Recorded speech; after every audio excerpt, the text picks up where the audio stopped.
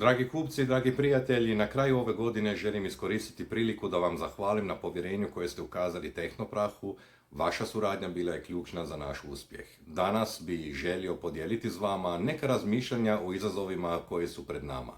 Ne samo za našu industriju, nego i za cijelu Europu i svijet.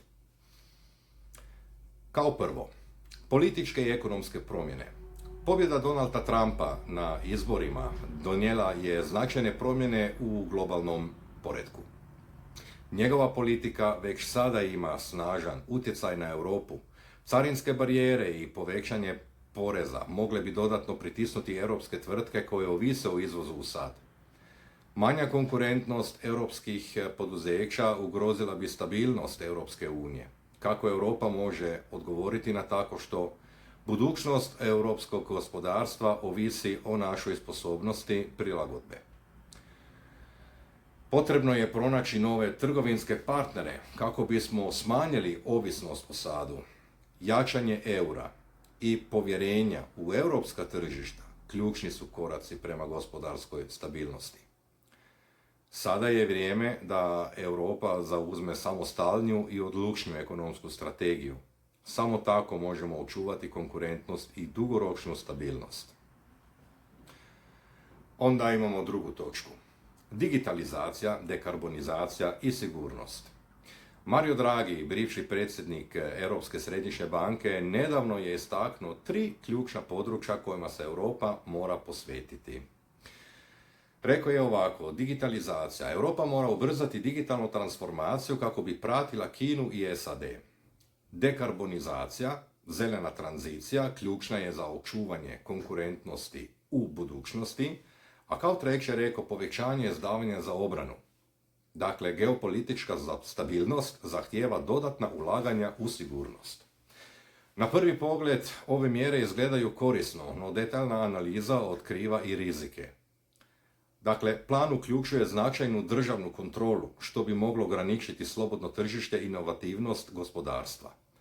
Troškovi digitalne i zelene tranzicije iznose čak 800 milijardi eura. Financiranje kroz zajedničke obveznice povećava dug, a s njim i inflaciju, koji bi bio rezultat više duga, manje rasta i više pritiska na gospodarstvo. Treće, kontrola informacije i sloboda medija. U posljednje vrijeme svjedočimo sve većem utjecaju moćnih institucija na medije i informacije. Medijski izvještaji često nisu potpuno neovisni. Think tankovi, poput Council of Foreign Relations, oblikuju globalno javno mišljenje, često u interesu političkih i gospodarskih elita. Što to znači za nas građane? U svijetu gdje informacije dolaze iz različitih izvora, često se zanemaruje činjenica da mnoge vijesti potječu iz istog izvora. To stvara iluziju raznolikosti informacija, dok se zapravo raznolikost i objektivnost smanjuju. Poseban izazov predstavlja provjera činjenica i utjecaj platformi poput Točno tako, središnje nacionalne platforme za fact-checking u Hrvatskoj. Dok su ove inicijative često predstavljene kao alati za suzbijanje dezinformacija, one otvaraju ključna pitanja. Gdje je granica između zaštite demokracije i ograničenja slobode izražavanja? Jesu li strože regulacije medija nužan korak ili potencijalna prijetnja pluralizmu mišljenja? Dakle, kritičko razmišljanje je ključ. Građani moraju sve više ispitivati izvore informacija i motive onih koji ih kontroliraju. Samo informirana i aktivna javnost može osigurati očuvanje demokratskih vrijednosti. Četvrto, što nas zapravo očekuje? Tehnološke i društvene promjene donose nove izazove. Digitalni euro, limit štednje na 3000 eura, programirani rokovi isteka novca, rizik isključenja građana iz financijskog sustava, digitalni identitet, sve informacije o vama, uključujući zdravlje, financije i društvene mreže, objedinit će se u jedan profil. Sustav društvenih bodova po uzoru na Kinu sve je bliži stvarnosti. AI revolucija. 300 milijuna radnih mjesta bit će izgubljeno. Ljudi bez posla postat će ovisni o državnoj pomoći. Digitalni zatvori, koncept gradova od 15 minuta mogao bi ograničiti slobodu kretanja.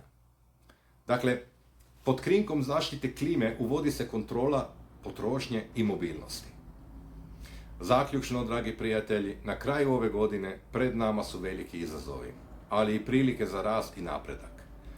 Želim svima vama i vašim obiteljima sve najbolje u novoj 2025. godini. Neka bude ispunjena stabilnošću, sigurnošću, ali najviše stvarnom slobodom.